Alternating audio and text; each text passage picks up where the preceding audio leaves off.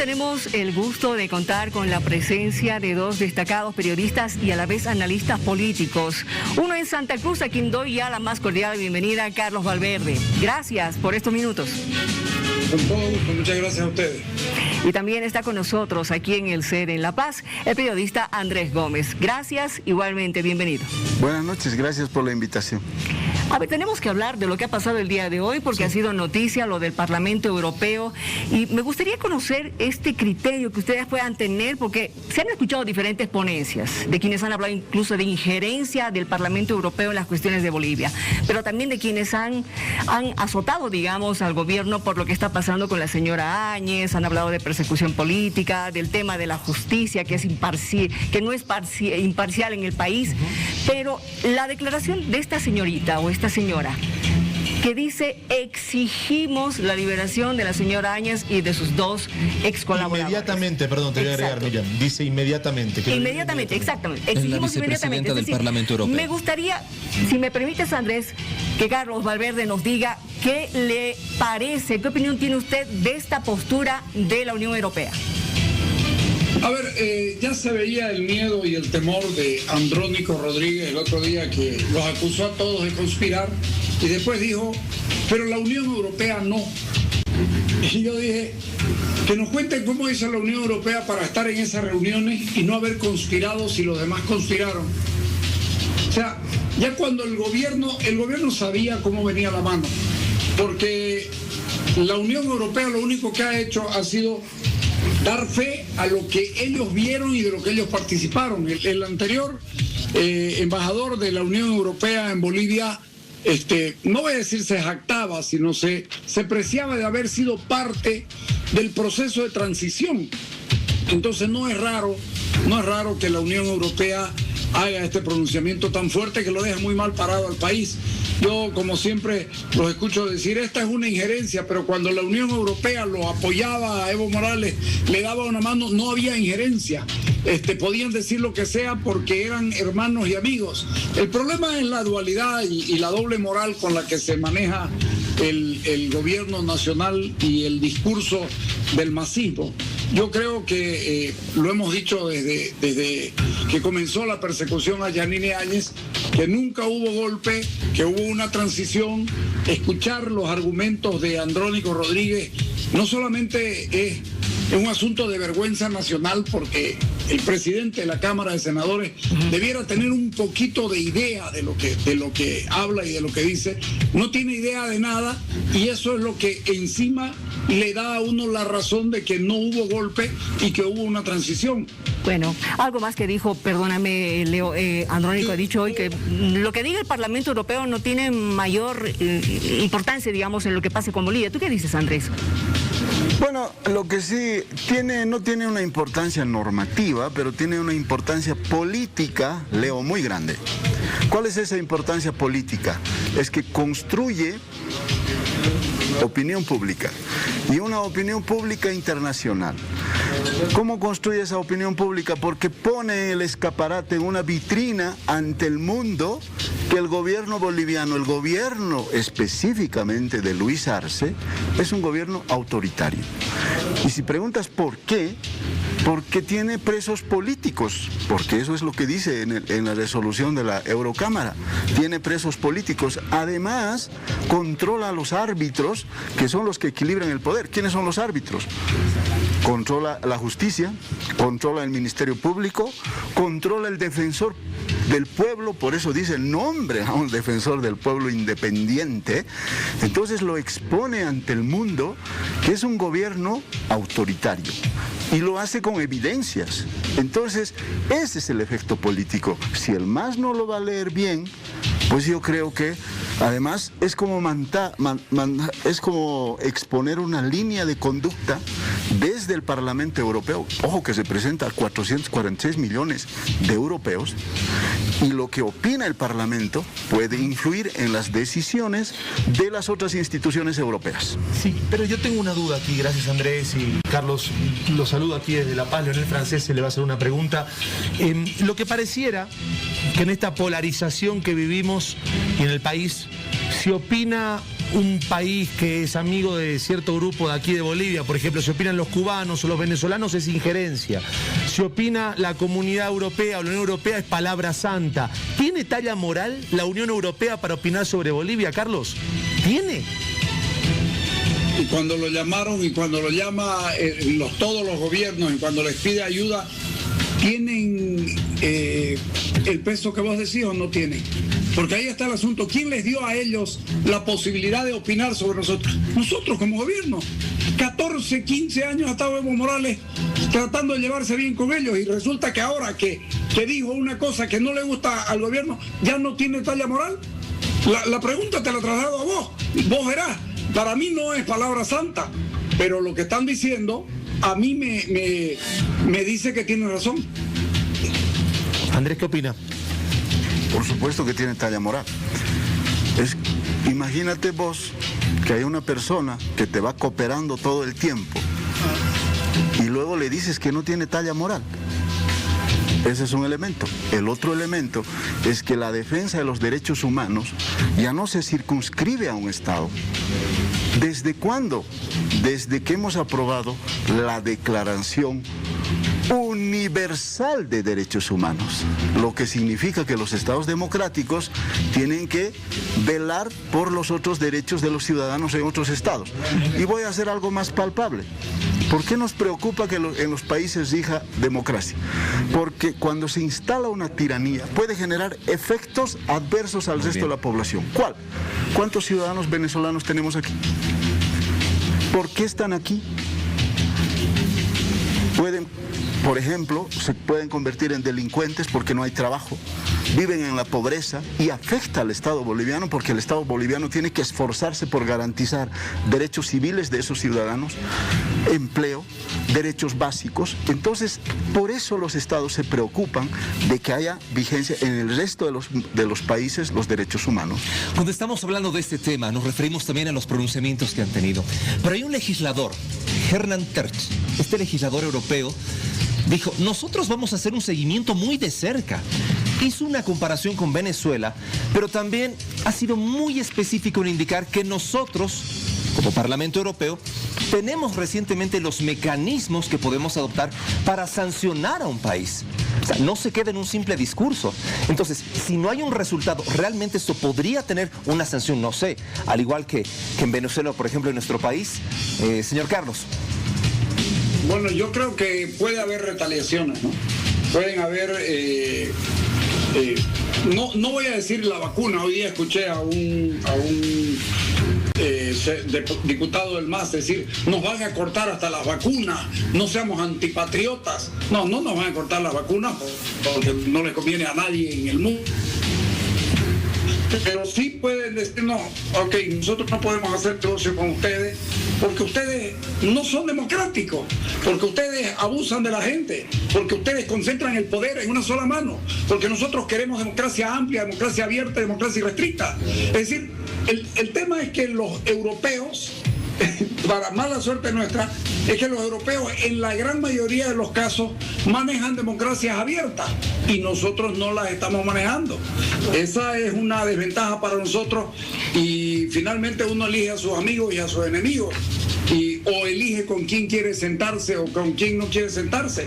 Y los europeos, como se ve, probablemente no quieran sentarse con los nuestros. ¿Habrá posibilidades de sanción? Por ahora no. Por ahora no. Pero es que tiene esa potestad de la Unión Europea, el Parlamento Europeo, de poder colocarnos sanciones. Puede, por ejemplo, desde el momento que ha marcado una línea hoy día Miriam, los organismos, las ONGs europeas, les ha dicho, ojo, con este gobierno que es autoritario. Es decir, la parte económica tal vez. Entonces los organismos, las ONGs, pueden empezar a reflexionar si es realmente autoritario y si vale la pena seguir ayudando económicamente desde diferentes aristas. Por ahora no creo que haya sanciones, pero es como haya aprendido la alarma. Es decir, los estamos viendo. No quisiéramos que sean otra vez como Venezuela. Perdón, Andrés, pero eso no sería una sanción, sino que sería como dejar de cooperar, ¿puede ser? ¿O no es lo mismo? No es una, por ahora no hay sanción, pero ellos tienen, por ejemplo, el Parlamento Europeo, los países europeos tienen procedimientos. Tendría que romperse definitivamente el sistema democrático en el país. Por ejemplo, que empiecen a apresarse, ¿no?, a la gente, que se controle todos los poderes abiertamente. Por ahora es una alerta. Ahora, hablando a propósito del sistema democrático... Está hablando Carlos, no sé qué está diciendo. Mira, perdón que te interrumpa. Escuchamos. Yo le pregunto, cuando el presidente argentino, el peor presidente argentino de toda la historia, lamentablemente para Argentina, don Alberto Fernández, dijo: no voy a tener relaciones con Bolivia y no quiero tener ningún tipo de relación con Bolivia porque ese gobierno no me gusta. Nadie se quejó. Nadie se quejó. Es decir, ¿por qué si los europeos en contra del gobierno se manifiestan, por qué nadie se quejó de lo que decía Alberto Fernández?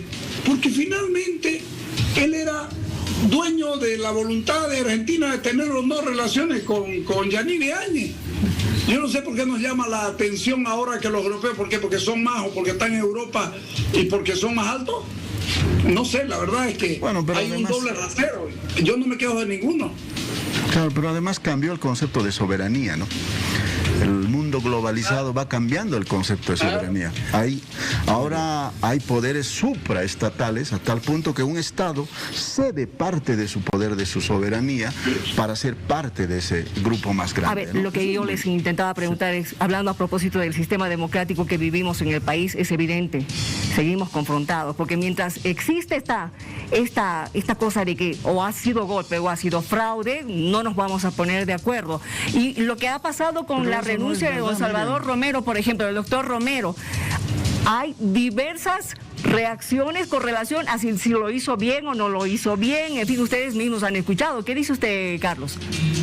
A ver, yo creo que Salvador Romero ni limpió ni auditó el padrón, el problema del padrón. No trabajó el TREP, contrató a una empresa cochabambina que no hizo la tarea como se debía. Ahí hay plata metida que al final de cuentas no pasó nada. Y yo les voy a decir lo siguiente: Salvador Romero no se va porque tenga problemas con el gobierno ni con algunos parlamentarios. Él se va porque hay un informe en el Senado que demuestra que no hubo relación entre la AGETIC, que no hubo relación con el CERESI, que no hubo relación con el sistema del Tribunal Supremo Electoral, y eso lo está manejando el Parlamento porque no quería dar Salvador Romero una información, y entonces pidieron que todo el mundo dé información y se fueron al Senado. No lo voy a decir hoy, es decir, no lo voy a aprobar hoy, pero en 2 o 3 semanas se va a saber lo que les estoy diciendo. Salvador Romero se va porque tiene un cargo de conciencia y porque tiene temor a que... Perdón, Carlos, antes de darle paso a Andrés, necesito hacer una repregunta, Carlos. Lo que está diciendo aquí Carlos Valverde es que en un par de semanas vamos a conocer acerca de una denuncia, un informe de la Cámara Alta con respecto a, podemos decir, una mala función que ha tenido en la presidencia del Tribunal Supremo Electoral Salvador Romero. ¿Así sería? Si se porta como se debe don Andrónico Rodríguez, tiene que presentar ese informe al que le estoy diciendo. Ah, bueno, porque hoy día don Andrónico dijo de que sí, lo ha hecho bien. ¿Lo han escuchado? ¿Qué dices, Andrés? A ver, 2 cosas, Miriam. Primero, aquí el debate no es fraude o golpe. Esas son construcciones de posverdad, particularmente el golpe de Estado. Y te lo voy a demostrar con evidencias fácticas. A ver. Primero, pero, quieras o no, Andrés, ahí nomás persiste esa confrontación. A eso me refiero. No podemos repetir algo que no es real. Claro. Mira, cuando hay un golpe de Estado, cuando se rompe un sistema constitucional. ¿Quién lo rompió? Morales. No cumplía el artículo 168 de la Constitución. ¿Cuándo lo rompió por segunda vez? Cuando no acató el referéndum, fuente de poder en una democracia. Entonces, ¿cómo podemos decir un golpe si el golpe lo había dado él? Lo que hubo fue una rebelión popular al ver que un gobernante había roto el sistema democrático. Pero apoyada por los militares, Andrés. Hay algunos hechos que no puedes desconocer, Andrés, por favor. A ver. Leo. Los militares estaban en sus cuarteles. Se negaron a salir. Los que han salido, supongo que tú has ido a cubrir. Has debido ver las calles. Sí. ¿Quiénes estaban en las esquinas? ¿Quiénes estaban en las calles? Ha habido vecinos, pero quiero decir, hay que tomar en cuenta los dos lados de la moneda. Andrés, es importante, no es que no respeto tu opinión, yo en parte sé que es una persona extremadamente inteligente, pero también te darás cuenta que han habido ciertos hechos que han alertado también a la comunidad internacional y por eso hay un debate de si hubo un golpe o no hubo un golpe. No me puedes decir que no existe ese debate. Y el debate está también en la comunidad internacional. Está el debate en la comunidad internacional. Claro, esto voy a acabar. Sí, claro, porque saben cómo se construyen las posverdades. Mira, una historia bien simple. Cuando la ciencia descubrió que el tabaco, ¿no?, producía cáncer de pulmón, ¿sabes qué han hecho las tabaqueras? Han contratado a sus científicos para decir que no era verdad. Y empezaron a decir, hay que ser equilibrados, y los periodistas empezaron a dar a ambos bandos la voz. No es así. Y para cerrar sobre los militares, Leo, el propio Morales confesó que los militares no influyeron en su denuncia. Está en su libro.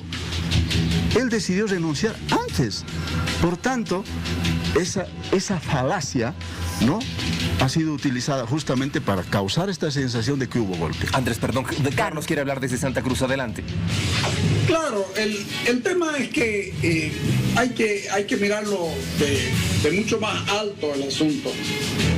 Evo Morales conspiró para hacer golpe. Este documento lo prueba. Para hacer fraude. El informe investigativo policial caso Tribunal Supremo Electoral número 2, escrito por Gustavo Antonio Valdivieso Sánchez, oficial de investigación de la corrupción pública. Aquí te dice que el gobierno trajo en agosto del año 2019 un montón de especialistas mexicanos para hurgar el sistema electoral boliviano. Si acaso no le alcanzaban los números. No le alcanzaron los números, pararon el tren. 20 horas después Evo Morales estaba ganando, pero cuando Evo Morales se da cuenta que la situación le complicó la vida, intentó él, en el peor de los casos, un golpe de Estado. ¿Y cómo lo intenta el golpe de Estado Evo Morales? Renuncia él, renuncia García Linera, renuncia Adriana Salvatierra, renuncia el presidente de la Cámara de Diputados, renuncia el segundo vicepresidente de la Cámara de Senadores, y me van a decir que todo eso lo tenía pensado Yanine Áñez, que aparece de última aparece Yanine Áñez cuando habían negociado Adriana Salvatierra, Susana Rivero y la niñera, la señora Teresa Morales. Don Carlos, vamos a, por favor, avanzar en estos temas. Usted sabe que el tiempo realmente para nosotros es privilegiado en televisión. No nos queremos desvincular de lo que estuvimos hablando del Tribunal Supremo Electoral. Rápido y breves, por favor, les ruego. ¿Qué va a pasar entonces ahora con el Tribunal Supremo Electoral, con este órgano? ¿Quién va a tener la potestad para decidir quién va a estar ahí al frente? Dina Chuquimia, se especula que ella podría ser ahora la nueva vocal dentro de este organismo. La presidenta. Hay una ley muy clara que dice que el presidente de la República nombra, lo que significa que el Tribunal Supremo Electoral no es que se vaya a politizar, se va a partidizar todavía más, lamentablemente. Perfecto, ¿qué opina, por favor? Mira, Héctor, yo creo que el Tribunal Supremo Electoral es el principal árbitro para que se reproduzca la democracia. ¿Qué quiero decir? Garantiza elecciones libres y transparentes. Por tanto, si va a controlar el MAS, es otra vez va a tener a su favor. ¿Hay un quiebre entonces? Por supuesto, si lo va a hacer. No sabemos todavía quién va a nombrar, ¿no? Porque este tribunal es el más rescatable después de las dos anteriores gestiones que hemos tenido, que han sido nefastos esos tribunales. Ojalá por ejemplo, yo puedo sugerir a José Antonio Rivera, ¿ya?, que es un gran constitucionalista que podría Don ser. Carlos Se está riendo, Carlos, no sé por qué le causó gracia. ¿Qué pasó, Carlos? Porque no lo van a poner nunca, está proponiendo a alguien honesto, pues, porque no lo va a aceptar nunca el gobierno, ¿cómo lo va a aceptar a José Antonio Rivera? Pero es muy buena propuesta. Vamos a seguir avanzando con los temas, el tiempo es muy cruel. Y quiero hablar de lo que ha pasado con Santos Quispe. Se ha desmarcado de Jayaya, si es que alguna vez estuvo marcado, porque es la gran pregunta, porque uno dice, ¿no? Se desmarcó, pero claro, que todos sabemos que lo ha utilizado el partido como un vehículo para llegar a la gobernación. Lo que no nos imaginamos es que antes de empezar la gestión se iba a ir y se iba a pelear. Como una relación de amor, te quiero, te amo, te Pero no uso y te llegamos al dejo. matrimonio. Ahí no había amor. Ahí En no tiempo había récord. En tiempo récord. ¿Qué piensa? Ahora, voy a empezar con Andrés esta vez para variar un poco el orden. No había amor. Bueno, no había una alianza No. bajo principios No había. y en un marco ideológico. No, fue una alianza utilitarista, pragmática, ¿no? De toma de poder. El fin justifica los medios. Entonces llegaron a tomar el poder y Chao. eres desechable. ¿Qué opinión tiene de Jayaya, don Carlos? De Santos Quispe, Bacopa. Pero me A interesa. ver, platico. Jayaya es un grupo de personas que decidió buscar a gente representativa para que candidatee. Jayaya sin ellos no es absolutamente nada, seamos francos. La gente ha votado por los nombres. Santos Quispe ha tenido que ir a una segunda vuelta porque Felipe Quispe se murió. Porque si no, ni siquiera hubiera estado y hubiera pasado exactamente lo mismo. Yo creo que aquí lo lo veo, y se va a enojar conmigo, pero lo veo tremendamente menerrista a Santos Quispe. El fin justifica los medios, absolutamente. Y se agarró de ahí y se agarró de Bacopa y hoy día, si te vi no me acuerdo, porque al final de cuentas, para mí Jayaya es un rejuntado que necesitaba personas con los nombres que tienen ellos. Andrés. Mira, bueno, en algún momento yo me puse a pensar, ¿qué era Jayaya? Pensé que tenía una marca ¿Qué es? ideológica, una línea. Al final es una agrupación que se organiza porque dice, yo necesito un instrumento político, un partido para tomar el poder.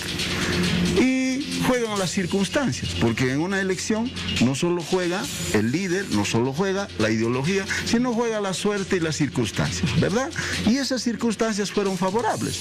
Estuvo libre de Bacopa, entonces fue como un equipo que contrató su pase y lamentablemente murió, ¿no? El candidato en este caso que era titular de la gobernación. Y hubo un voto póstumo, digamos, hasta cierto punto, pero al final la circunstancia que pesó fue, prefiero al mismo diablo para evitar que entre el más. Y votaron por Santos.